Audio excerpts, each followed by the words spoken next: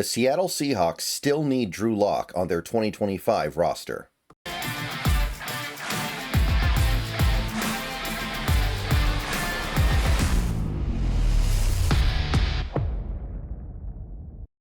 What's going on, people? Good morning. We have made it to the weekend, and we have made it through the first Seattle Seahawks victory of the 2025 season. Obviously, it doesn't hit the same as a regular season win, but it is still a win, and winning is better than losing in most cases. And there's a lot to talk about coming out of last night's game, just like there is about any game. Any game that gets played is worth getting into on some level. And we're going to talk a lot about the other angles from this one, but I want to start the day off by talking about the quarterback position. I want to talk about the Seahawks quarterbacks, and I'm not talking about Sam Darnold. There's nothing really to talk about there. He's going to be the starter. Everybody knows it. I think the people who don't like Sam Darnold in this fan base have even acknowledged that he's clearly going to be the starter. And I think that most of the people who don't like Sam Darnold would even acknowledge that he's good enough to do what this offense is probably going to ask him to do this year based on the way it's getting structured. So there's not really much to say. I'm talking about the backup. Now, I'm talking about both backups, really. I'm talking about Drew Lock, and I'm talking in tandem with that, Jalen Milroe, because those two guys, they kind of have to be taken at the same time almost when you're having a discussion here. So please click the thumbs up button on this video, subscribe if you're new, click the bell for notifications, become a channel member for $2 a month. Those are the best ways to support the channel. Let's talk about it. It's as good a time as any, especially after what happened last night, because let's just get down to brass tacks. Drew Lock played a great game last night. It wasn't perfect. I'm going to say that right now. I know people are going to talk about the fourth down play where he might have been able to get the touchdown to Helani but didn't throw it. People might point to one or two other plays where he looked a little indecisive and unsure of himself in the pocket. I'm not saying those plays don't exist, but it was a great game. And Drew Lock is someone that has established that he may not be a starting caliber quarterback in this league, but he is a good backup. He can play in this league and get it done for short periods of time. There are things that he can do at a relatively high level, or at the very least an NFL level, and that if you were to compare him to other backup quarterbacks in this league, you would probably come away feeling pretty decently about him. And because of that, I want to go ahead and have this conversation now. Because on the other side of that, Jalen Milroe had a very mixed game. And you could argue that that makes this an easy conversation to have right now, but we're going to have the conversation at some point. Jalen Milroe made a couple nice throws. I really liked his little out route to Ricky White on third down. He had one or two other plays that I thought were good. A couple of scrambles where he shows his athleticism and speed. He also had some really bad plays, like the throw to the flat on 1st and goal. Not a very good throw to Broden on the 3rd and goal 2 plays later. I thought he dropped his eyes way too quickly on his scramble on 3rd and 4, where he got 1 yard. And overall, it was up and down. And I want to be very clear about something. Up and down should be exactly what we as Seahawks fans expect from Milroe right now. He is a rookie. He was a 2-year starter in college. And he played in 2 different systems during those 2 years in college that were very different. One of which was very simple, and the other of which was very, well, I don't really know what the Kalen DeBoer system is at the moment. It's a little bit complicated.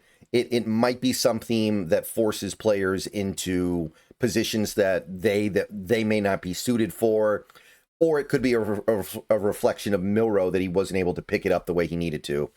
I don't know. We're going to find out about that in the coming years. But the point I'm trying to make is we should expect that kind of stuff from Milroe right now. We should expect him to make a lot of mistakes because that is what we were signing up for when we decided to spend that 3rd round pick on him. But here's the thing, because I have seen this sentiment a lot from Seahawks fans over the last week, really since that first preseason game. Not just in my comments, but I've seen it from people on Seahawks X. I've seen it from Seahawks commentators, like big voices in the fan base. First of all, there's like two levels to this. The first is Jalen Milroe going to take the backup quarterback job from Drew Lock? Is he going to be QB2? And is Drew Lock going to be quarterback 3? And then the second stage to that is, well, is Drew Lock going to then get released before the season starts? Is Drew Lock not going to be on the team? Some people even say, is Drew Lock going to be traded? Which I find it hard to believe there's much trade value there. But either way, the point is they're saying we don't need Drew Lock because of Jalen Milroe. And I would hope that yesterday's game makes it clear that we do need Drew Lock. We do need him on this team right now, not just because Jalen Milroe isn't ready, but because we're trying to protect him here. Now, let's go into it a little bit, because on the Drew Lock side of things, let's start with the Drew Lock side of things, because here it's a little bit more clinical, I think. First of all, let's take a look at Drew Lock's contract. 2-year deal. 2 years, $5 million. It's not unprecedented at all, but it would be a little bit curious, and it would be on some level a mistake if you gave a player a 2-year deal and then released that player before the next season even started, right? Now, sometimes you'll give a 1-year deal to a player and then they get cut before the season starts, especially UDFA type players or players that are very fringe roster guys, or maybe a veteran who was just trying to catch on but didn't really do anything. Like, that happens all the time. 2-year deals to veteran players for more than the minimum that get released before the season starts, pretty rare. Now, that's not to say it can't happen, but the other side of this, there are no monetary savings to releasing Drew Lock before the season. If you go to Spotrac, his cap hit, $2.25 million. $2.25 million is his cap hit. And if you scroll to the right here, his dead cap hit is $2.25 million. So you are paying him the exact same amount of money if he's on the team or if he's not on the team. I guess if you release him, you can split the dead cap hit across this year and next year, but I mean, you're still going to pay him. It's just a matter of how much you want charged now and how much you want charged later. Point I'm making is that you're not freeing up cap space here. The only thing you're freeing up is the roster spot. And I will grant you, roster spots are precious and valuable in the NFL, especially because the NFL went to a 17-game schedule without increasing the size of the rosters. We still have 53 players. It's unfortunate that the NFL roster size is only 53 players. I hope the NFL expands it out to 55 in the coming years, but yeah, having 3 quarterbacks is suboptimal. It means 1 less running back, 1 less wide receiver, 1 less offensive lineman, 1 less linebacker or safety or corner. Somebody somewhere is going to get the short end of things because of carrying 3 quarterbacks, and that's why a lot of teams these days don't. A lot of teams carry 2. But there is a reason why you signed Drew Lock and then drafted Jalen Milroe. And I don't think that reason was because you wanted to make sure that, I don't know, that Jalen Milroe, his legs hadn't fallen off of his body before between the end of Alabama's season and the NFL draft. No, you knew what you were getting into there. You had a pretty good idea of what you were getting into there. Obviously, when you sign Lock, you don't know yet that you're going to draft Milroe, but you have it in your head that you might be drafting a quarterback. Milroe might be that quarterback, and that Milroe is what he currently is as a player, which is someone who is not really ready to play football at an NFL level yet. Remember, these things that we're watching him do right now, I know he's playing with 3rd string and 4th string players. He's also playing against 3rd string and 4th string players. So that's the Drew Lock side of things. It would be weird to give a guy a 2-year deal and then release him before he plays, well, before he even gets to the regular season. and you're saving no money on it. You could do it if you really, really had to, but think about Jalen Milroe for a second. Think about what I already said. This is a guy who was a 2-year starter in college, barely played before then, played in 2 different offenses when he was at Alabama. One was the Nick Saban offense, where things were pretty straightforward and simple and basic, honestly.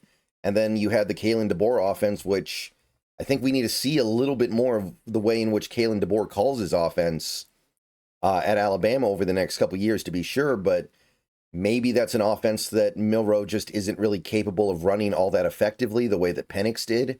Maybe this is a circumstance where he was trying to get forced into a role that he simply could not effectively occupy.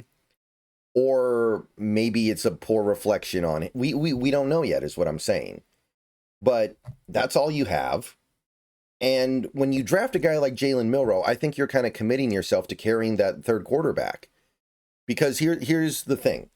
And this is the main point of this video. This is the main thing I really wanted to talk about. A lot of people that I've seen talking about Milroe, making him the second quarterback, getting rid of Drew Lock is, well, if Sam Darnold gets hurt, it can't hurt to let Milroe play quarterback. It absolutely can. It absolutely can. I think letting Jalen Milroe play NFL quarterback against starting defenses right now would be the worst thing imaginable for him. And I don't say that kind of thing all that often. I am of the belief that for the most part, young quarterbacks need to get on the field as soon as possible. That is clearly not the case with a guy like Jalen Milroe. Clearly, this is a case where you have to do everything you can to keep him off the field until he is ready. And he's not going to get ready. Excuse me. He's not going to get ready by getting thrown out there and set up to fail. He's not going to get ready by just being asked to, as a rookie, go out there and perform with stuff that you're just now starting to pick up. The NFL is littered with quarterbacks that entered the NFL with some degree of hype and expectation and failed. Some of them would have been bad no matter what. Some of them were bad because of bad luck. Some of them were bad because the circumstances they landed into, they found themselves in at the start, didn't suit them. And then they never got the second chance, because you often don't in this league. But there are plenty of quarterbacks that failed simply because they were thrown in before they were ready. There are some quarterbacks who come out of college ready. Andrew Luck. Andrew Luck was ready to be an elite quarterback the moment he put on an Indianapolis Colt jersey. But there are plenty of quarterbacks that clearly are not. Look at Anthony Richardson. You won't find many quarterbacks more talented than an Anthony Richardson in the history of the NFL. He might be the most all-around talented player at the quarterback position ever. He's Cam Newton with a bigger arm. But he's a terrible quarterback because the Colts started him day one after he was, a 1-year starter in college? And look where he is now. He's going to lose his starting job to Daniel Jones probably. And after that, he might just be out of the league. There's plenty of other players I could lean on. Guys like Christian Ponder, I think maybe could have been good, but they forced him out there too early, and they get what they get. Having Jalen Milroe have to play football at quarterback for the Seahawks in 2025 because Sam Darnold gets hurt at some point, that could be damaging to the long-term health of this franchise, because you drafted him to be your quarterback at some point, to start for you at some point, to be good for you, not just to be the quarterback, but to be a good quarterback. That's the goal. And anything you can do right now to make it more likely that he is a good quarterback at some point can only help. This is the Jordan Love formula. This is the Aaron Rodgers formula. I think that's what you're adopting here. The Packers drafted those two guys, and they barely played for years. And it was unconventional, and there were issues with it. And I'm not saying that's the ideal circumstance to draft a quarterback in the first round and then have him sit on the bench for years and years But they did end up getting good players. So that's why I say what I say. This team needs Drew Lock right now. Not to start, not to be some great quarterback, but to provide a barrier between Jalen Milroe and playing quarterback right now. Now, Jalen Milroe is going to do other stuff, I think. He's going to do gadget play stuff. He's going to do trick play stuff. I'm not saying he's not going to get on the field. But what I'm saying is that in the event that Sam Darnold gets hurt or is unbelievably bad, which I don't think is going to happen, but if he's so bad, he's literally unplayable, you need Drew Lock there to go out there just so we have somebody that we don't have this investment into. I know that Milroe's contract is not very big. It's actually smaller than Drew Lock's. But that's the thing is, we don't care if Drew Lock is bad. Not really. Like, Drew Lock has been a journeyman so far in his NFL career. He's had 5 or 6 different contracts so far in the NFL. Like, this is not a guy that anyone really expects to be anything other than a good backup. And it's fine. That's just what he is in the NFL. There's nothing wrong with it. He was a second-round pick. There was a time where people thought he could be a starter, but it didn't happen. And that's okay. But there's no investment on this side of it here. We're not looking at Drew Lock and thinking, this is the guy after Darnold. Drew Lock might even be older than Darnold. I'm not actually sure off the top. Now that I think about it, they're very close to the same age. Milroe, on the other hand, there is an investment there. We are planning on this guy being the starting quarterback at some point. Unless Darnold is amazing for us, it's going to happen. So I'm keeping that investment safe.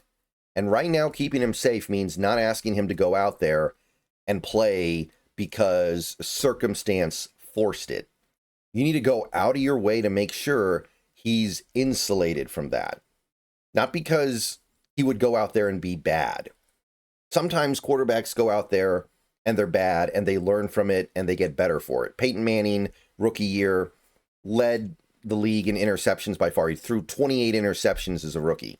He learned from that and became a better quarterback for it. But Jalen Milroe, I don't think that would be the route here. I think that he would go out there, he'd be very inconsistent, very bad, and confidence issues could follow. He could end up getting pushed out by an overeager fan base that loses interest in him because they see a few bad games. That happens. Bunch of different ways it could go, but mostly it doesn't go well. All right, see you guys later. Go Hawks. Let me know what you think.